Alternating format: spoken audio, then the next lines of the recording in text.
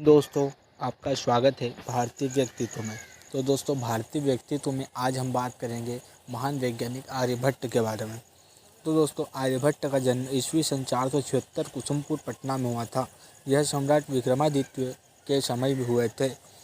इनके शिष्य प्रसिद्ध खगोलविद वराहमिहिर थे। आर्यभट्ट ने नालंदा विश्वविद्यालय से शिक्षा प्राप्त कर मात्र 23 वर्ष की आयु में आर्यभट्टीय नामक एक ग्रंथ लिखा था। उनके इस ग्रंथ की प्रसिद्धि और स्वीकृति के चलते राजा ब्रह्म बुद्धगुप्त ने इनको नालंदा विश्वविद्यालय का प्रमुख बना दिया गया था। आर्यभट्ट के बाद लगभग 875 ईस्वी में आर्यभट्ट द्वितीय हुए, जिन्होंने ज्योतिष पर महासिद्धांत नामक ग्रंथ लिखा था।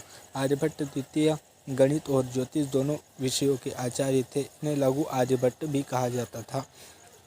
सर्वप्रथम आर्यभट्ट ने ही सैद्धांतिक रूप से यह सिद्ध किया था कि पृथ्वी गोल है और उसकी परिधि अनुमानतः 24,835 मील है और यह अपनी धुरी पर घूमती है, जिसके कारण रात और दिन होते हैं। इसी तरह अन्य ग्रह भी अपनी धुरी पर घूमते हैं, जिनके कारण सूर्य और चंद्र ग्रहण होते हैं।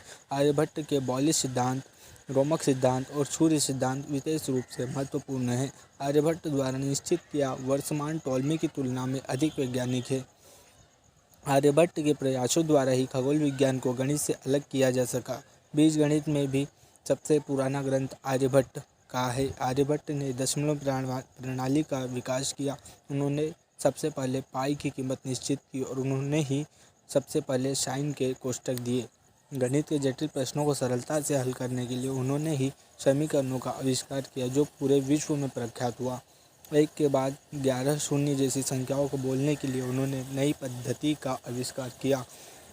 बीजगणित में उन्होंने कई संवर्धन किए और गणित का ज्योतिष का आर्य सिद्धांत प्रचलित किया। वृद्धावस्था में आर्यभट्ट ने आर्यभट्ट सिद्धांत नामक ग्रंथ की रचना की। इस ग्रंथ में रेखागणित, वर्गमूल, घनमूल जैसी गणित की कई बातों के अलावा खगोल शास्त्र की गणनाएं और अंतरिक्ष से संबंधित बातों का भी समावेश है।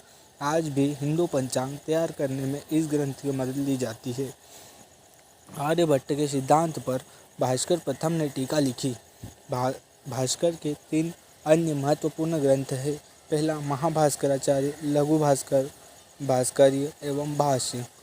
खगोल और गणित शास्त्र इन दोनों क्षेत्र में उनके महत्वपूर्ण योगदान के स्मरणार्थ भारत के प्रथम उपग्रह का नाम आर्यभट्ट रखा गया था। आर्यभट्ट ने सूर्य से विविध ग्रहों की दूरी के बारे में बताया। वह आजकल के माप से मिलता जुलता है। आज पृथ्वी से सूर्य की दूरी लगभग 15 करोड़ किलोमीटर मानी जाती है। इसे एस्ट्रोनॉमिकल यूनिट कहा जाता है।